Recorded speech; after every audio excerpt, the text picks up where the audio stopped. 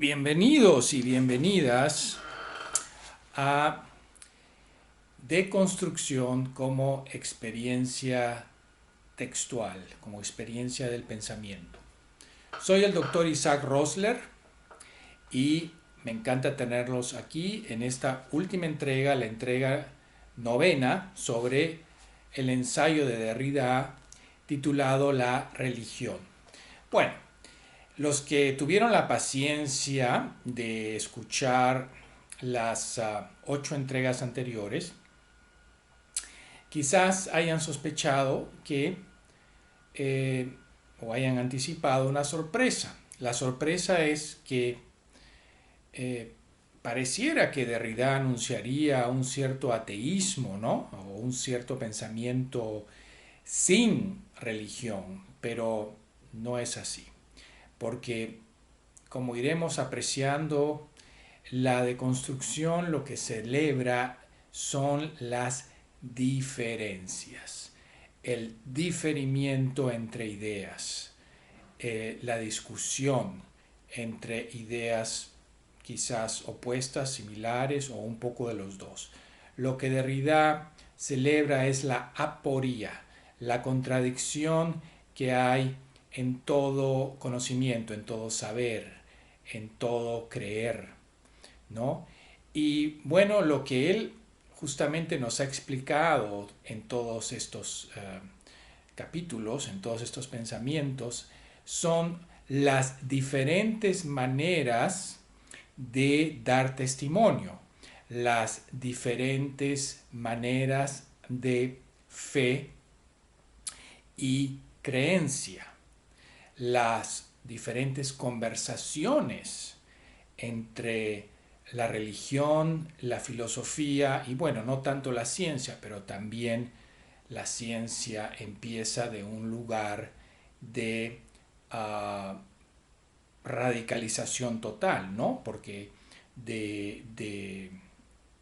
digamos, de independencia mental, ¿no? Entonces, de desarraigo, por así decirlo, ¿no?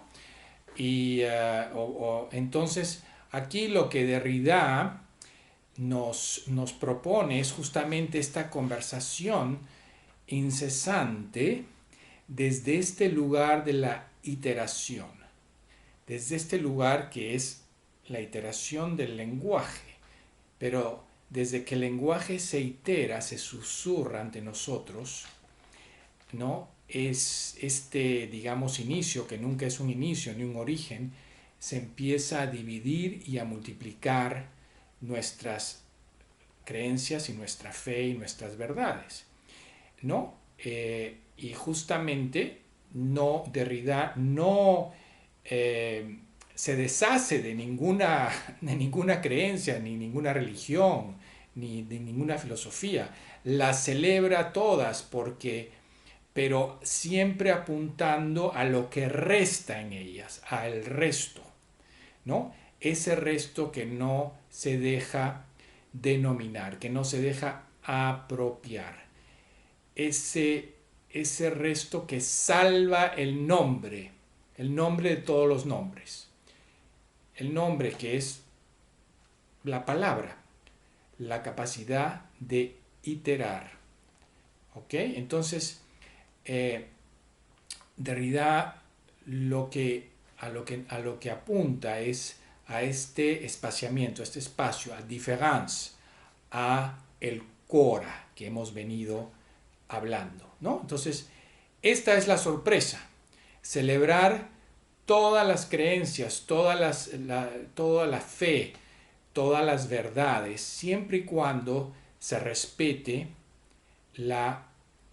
su proveniencia. Y su proveniencia es la proveniencia desde lo otro, ¿verdad? Lo otro que es la capacidad de pensar libremente en este espacio que nunca va a recibir un nombre propio, que nunca va a ser parte de un programa ni de una anticipación ya planeada, ¿no? Entonces, Derrida nunca nos hace olvidar que cada uno de nosotros somos los elegidos porque pensamos, articulamos, tenemos fe desde este espacio. Y hacerse, digamos, librarse, entre comillas, de la religión puede ser muy peligroso, como le vamos a explicar aquí, como lo hizo Heidegger, ¿no? Concentrarse totalmente en el Dasein del hombre puede traer, como lo hizo, no, bueno, no se puede decir que Heidegger lo trajo, pero este tipo de pensamiento, ¿no? Totalmente, digamos, separado de la religión, de la creencia de la religión, de lo que viene del otro, puede devenir en un mal radical. Entonces, volvamos a esta idea del apóstrofe, ¿no? Lo expliqué un poco rápido en el capítulo anterior. El apóstrofe es una figura poética, ¿no? De retórica, una figura en el cual, por ejemplo, pensemos en es una figura que desvía el pensamiento a otras figuras, ¿no? Por ejemplo, decimos que un marinero estaba en un barco y sentía la brisa, el aire. Pero esta brisa le hacía sentir cómo se deslizaban los cabellos de su amada. Y de pronto una nube negra le hizo acordar no solamente el deslizamiento del cabello de su amada, pero el color negro y el aroma de su cabello. Y así este apóstrofe es digamos, el cambio de figuras. Acá hay como un espacio que permite al pensamiento saltar, desordenar, causar estas disyunciones en el pensamiento, ¿no? Entonces, ¿esto de dónde viene? Justamente esta es la creatividad, el espacio que Derrida nos habla, que viene de este otro. ¿Qué es este otro? Es nuestra capacidad de iterar, de pensar, de decir una palabra. ¿Ok? Entonces, el apóstrofe, que siempre viene del otro, ¿no? Del aire, del viento, de la amada, del amor, de un ser más allá del ser que nos mira, de alguien que está adentro acompañándonos, sin acompañarnos, de un espectro, etc. Este apóstrofe que viene del otro es una iteración, ¿no? Es una iteración iterante. No necesitamos memoria ni historia para recordar esta manera de iterar, que es, digamos, nuestro lenguaje, ¿no? Nuestra manera de hablar en cualquier lengua, de traducir lo que sentimos, de testimoniar eso que no podemos realmente testimoniar, pero que siempre está ahí, ¿no? Nuestra capacidad de decir una palabra. Entonces, el apóstrofe que viene del otro es una iteración que se promete, y todo esto que está desvinculado del vínculo social es lo que nos vincula justamente a la sociedad, a la política, a la religión, a las creencias, a las verdades. Esto que está desvinculado y que es algo disyunto, que salta de un pensamiento a otro, de un espacio a otro, que se diferencia y que se difiere, ¿no? Es justamente lo que condiciona la verdad, la fe, la creencia, la sacralidad, lo indemne en todo vínculo social y que lo cambia y lo cuestiona cada vez, ¿no? Entonces el apóstrofe se promete en su repetición. Lo queramos o no, este desierto en el desierto, este mesianismo sin Mesías, se vuelve a repetir para nosotros trazar, hacer un trazo primero. Y en este trazo, o sea, esto no lo podemos testimoniar, esta repetición que se repite, no la podemos testimoniar, pero porque justamente exige un acto de fe más allá de toda prueba.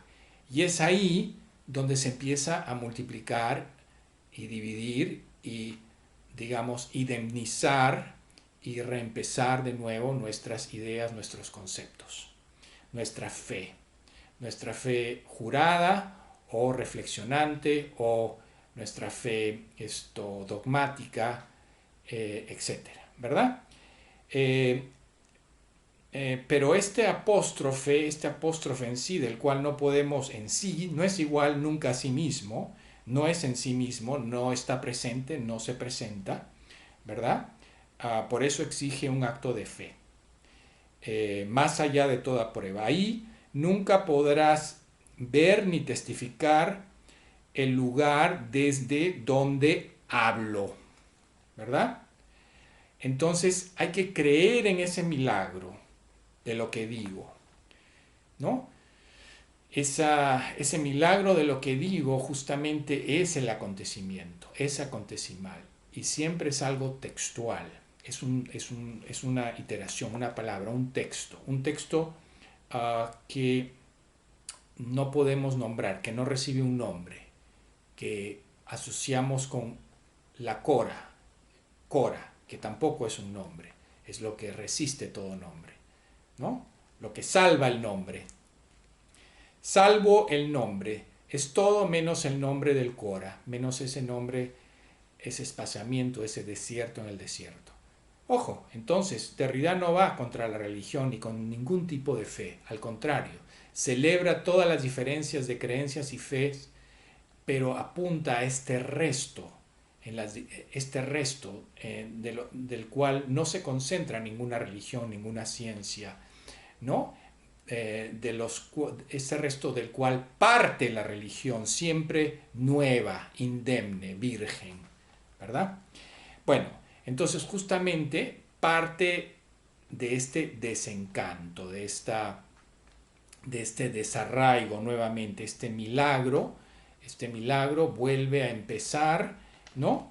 Aunque sea desde un desencanto. El desencanto es parte de esta experiencia milagrosa. Se busca estar más cerca del milagro, el milagro testimonial, el milagro iterativo, ¿no? El milagro testimonial de la verdad eh, es de lo que hablamos, ¿no? Entonces, bueno, todo esto me hace acordar una novela, ¿no? Crónica de una muerte anunciada de Gabriel García Márquez, y es sobre el testimonio, sobre testimoniar sobre un testimonio. Se entrevistan a 10 o 15 personas y todos tienen algo que decir sobre la muerte de una persona, pero ninguno coincide en el testimonio del otro y todos dicen la verdad y todos dan fe de lo que creen que dicen, que es la verdad de su testimonio. Muy interesante, crónica de una muerte anunciada. Entonces, la atestación pura pertenece a la experiencia de la fe, todas las fes que hemos analizado, ¿no? Y del milagro, porque la ciencia también es un milagro, la religión, la filosofía, la tecnología, ¿verdad? La tecnociencia, etcétera. Entonces, la atestación pura pertenece a la experiencia de la fe y del milagro. La atestación fenomenológica, objetiva, la cosa, el ser, la ontología, el Dasein, Dios, se vuelven indispensable en el vínculo social, histórico, político, religioso, científico, ¿no? Todo esto se vuelve indispensable, pero Derrida nuevamente lo que habla es de este resto, que es la herida de todo esto, la herida de la ontología, del Dasein, del ser, de Dios, de todo lo que hace posible el vínculo social.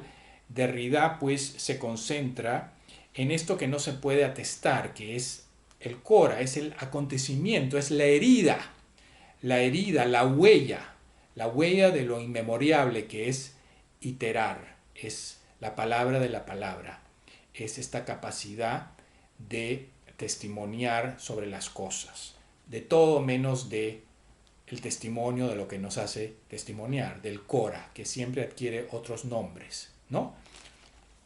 Entonces, la fuente de todo esto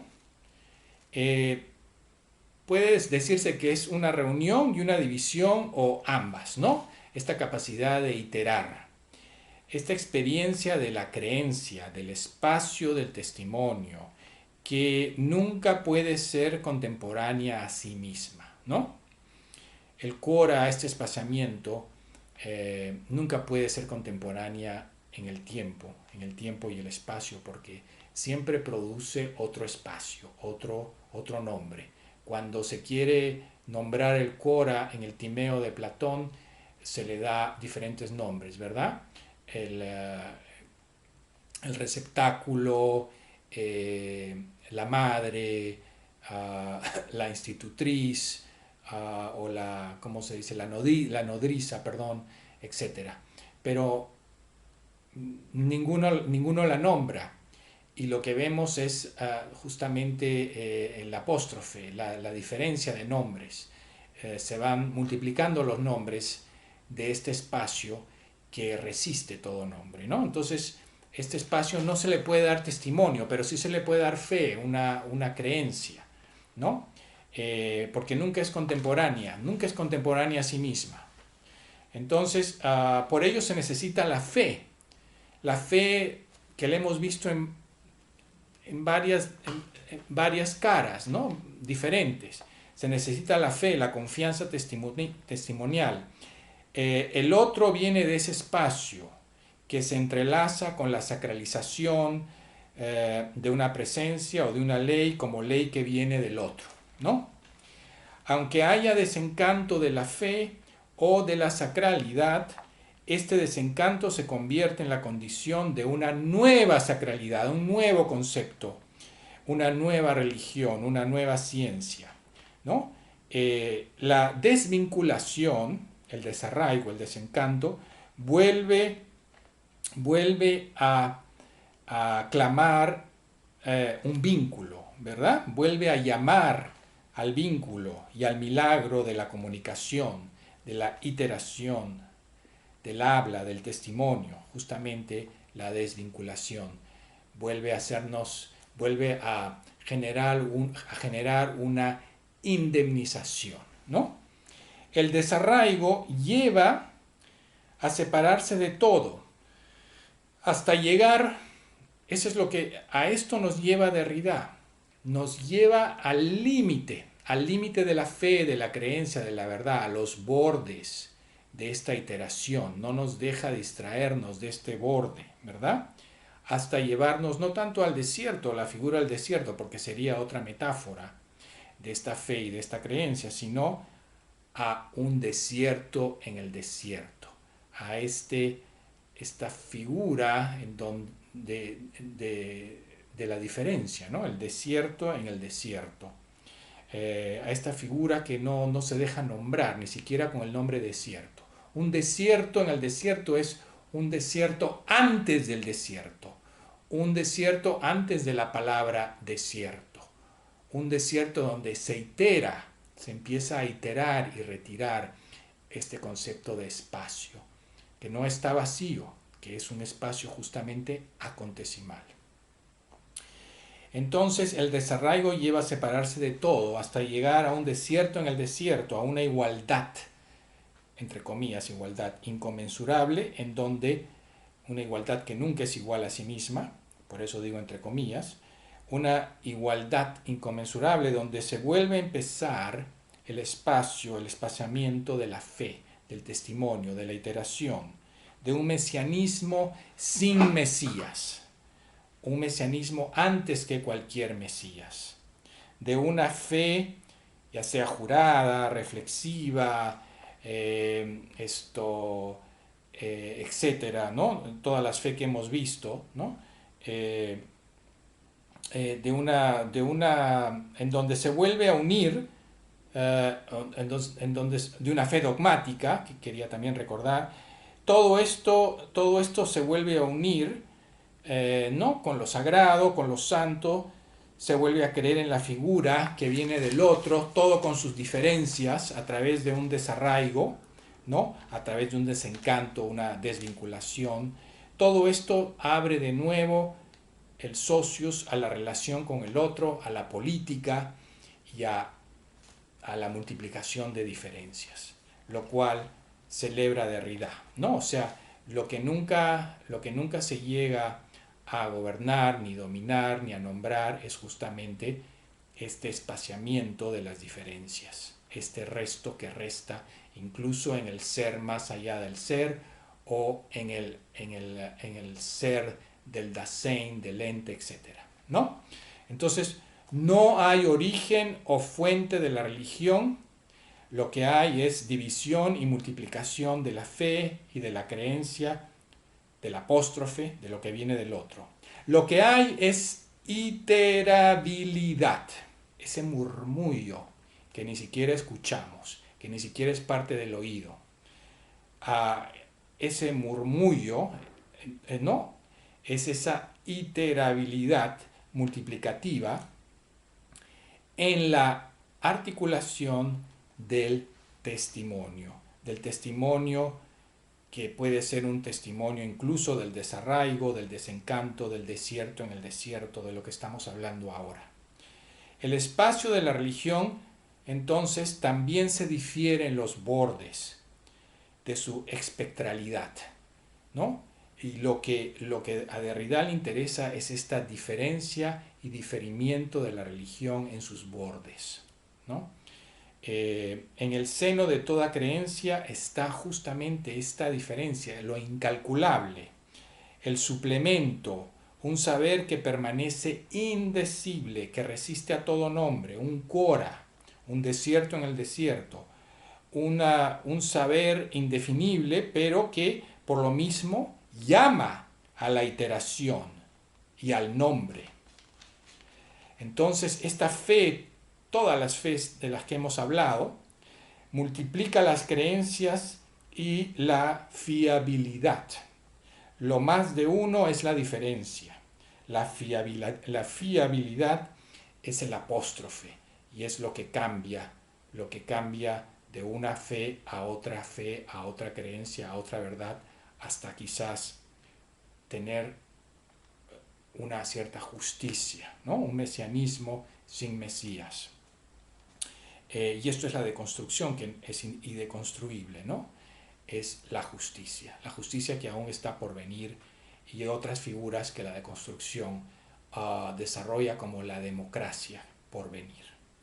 Entonces, habría siempre una división mecánica y maquinal, que también esto no solamente nos asocia con la fe y las creencias, pero con la misma técnica y tecnología que vivimos, ¿no?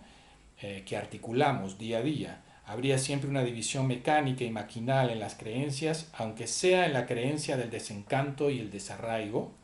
Esta maquinalidad reproductiva también puede traer el mal radical, como lo hemos visto, ¿verdad? Para Heidegger, quien piensa que en todo razonamiento, pensamiento o reflexión se debe tratar de eliminar la creencia, ¿no? Entonces esto, según Derrida, es algo muy, muy peligroso, ¿no? Porque Derrida piensa que la ontología,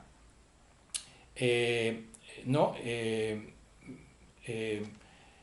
La ontología sin esta fe que difiere, ¿no? De un Dasein que es totalmente humano, entonces esto podría traer un peligro, ¿no?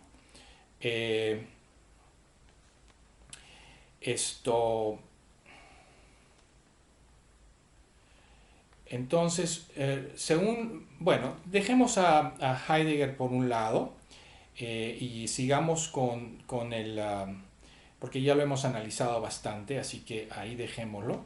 Entonces, a lo que queremos concentrarnos es esta combinación de diferencias, ¿no? La ontología la ontoteología combina creencia, saber, verdad, fe, oscila entre el ser o el Dasein, ¿no? Entre los seres, los misterios, entre el ser más allá del ser, como lo hemos nombrado, que se puede llamar Dios, etc. Entonces, todo esto se mezcla, se difiere, se diferencia. Pero digamos, la ontoteología, que suspende el más allá, ¿no? En eso sí vamos a tocar a Heidegger. Si Heidegger suspende el más allá, el ser más allá del ser, para concentrarse en el ente, en el ser ejemplar de la cosa, el Dasein, que es algo más aproximado al hombre de la tierra. Entonces, ¿qué pasa? Trata de eliminar ese exceso, ese más allá, ese exceso que excede, ¿no? Entonces significa que solo se concentra en un ser totalmente presente. Al eliminar ese exceso que excede, elimina lo que viene del otro, lo que aún está indecible e incalculable. Ese es, según Derrida, el error de Heidegger, ¿no? Entonces, se quiere concentrar en algo que es en un ser totalmente presente, que puede ser el hombre y las cosas que le rodean, o un Dios todavía que está por venir, todopoderoso, ¿no? En cualquiera de los dos casos se suspende este exceso, este resto, al cual Derrida nos llama la atención. O sea, el exceso también puede ser recibido o creado en la oración, en la fe, en el sacrificio. Entonces, si se elimina la oración, el sacrificio, este exceso, a través de todas estas expresiones incalculables, se suspenden las diferencias multiplicativas entre fe, testimonio, creencia y verdad. Por eso decíamos desde el comienzo, Derrida celebra todas las diferencias. No es ni ateo ni creyente, celebra a los ateos, a los creyentes, mientras uno pueda recurrir, uno pueda repensar el resto que hay en lo que un ateo piensa o en un creyente. La verdad de la creencia, de la fe de cada uno. En esto se concentra Derrida. Entonces, Heidegger quiso escribir una ontología sin Dios, pero según Derrida, la ontoteología, no es algo que se deba superar. O sea, la religión o la religión con filosofía no es algo que se deba superar para pensar algo más real. No, por ahí no va Derrida, ¿no? Pues en toda indagación, en todo pensamiento y cuestión, hay una diferencia y hay un diferir, o sea, una diferencia que excede e inscribe siempre la ontoteología, la hace nueva, aunque estemos desencantados, ¿no? Y la hace nueva a través de la multiplicación de creencias, de fe, verdad, sacralidad, lo santo, etcétera, lo indemne. Lo cual, según Derrida, está perfectamente bien. Mientras nos concentremos en la venida del otro, de lo que viene del otro, y tratemos de hacer justicia al otro, ¿no? Y esto es incalculable siempre, y esto se puede mejorar siempre por estas diferencias, por esta disimetría entre lo que queremos darle nombre y lo que excede todo nombre. Entonces, la verdad es esa diferencia del exceso, del más allá. Diferencia entre ignorancias, entre saberes, entre religión y ciencia y política y filosofía, ¿no? La verdad más allá de lo verdadero y lo falso, más allá de toda oposición, se mantiene. O sea, este resto que resta se mantiene. ¿A través de qué? De la fe, de las oraciones, del régimen testimonial, que Derrida trata de pensar a través de una ontoteología de la diferencia. Y para acabar, para terminar, la ontoteología de Heidegger, sin Dios, sin creencia, encripta la fe, la encierra, la dispersa, la reprime, la esconde y así multiplica la memoria de su secreto olvidado. En ese fondo ontoteológico de Heidegger, el otro se guarda, la verdad que viene del otro se entierra, sin sacrificio, sin oración, y esto produce la peor violencia. O sea, el deseo por la presencia, la objetividad, la ejemplaridad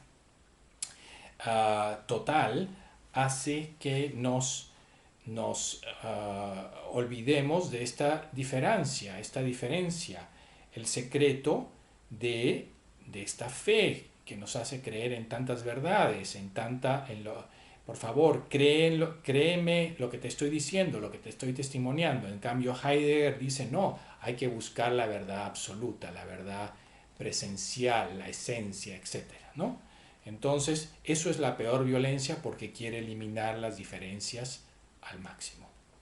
La religión, en cambio, ¿no? Nos dice Derrida, se indemniza sobre el fondo sin fondo del desencanto, sobre el cora del mañana, que aún no tiene lengua y que excede toda forma, ¿no? Entonces, el cora del mañana da lugar a las diferencias, pero sin religión. Y la religión siempre regresa al cora, ¿no? Creando nuevas indemnizaciones, nuevas creencias, nuevas fes. Entonces, este es el pensamiento por donde nos lleva Derrida. Claro, fe, creencia, verdad, pero no olvidarse de ese espacio, ¿no? Que desde donde se multiplican y se dividen todos los nombres, pero es el espacio donde se salva el nombre, donde el nombre del nombre aún no está nombrado y por eso nos permite nuevas posibilidades de hacer justicia.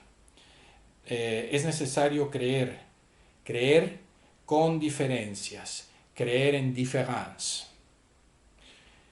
Bueno, y esto ha sido un placer compartir con todos y todas ustedes y seguiremos explorando la deconstrucción a través de nuevos encuentros. Gracias por escuchar. Soy el Dr. Isaac Rosler. Cuídense.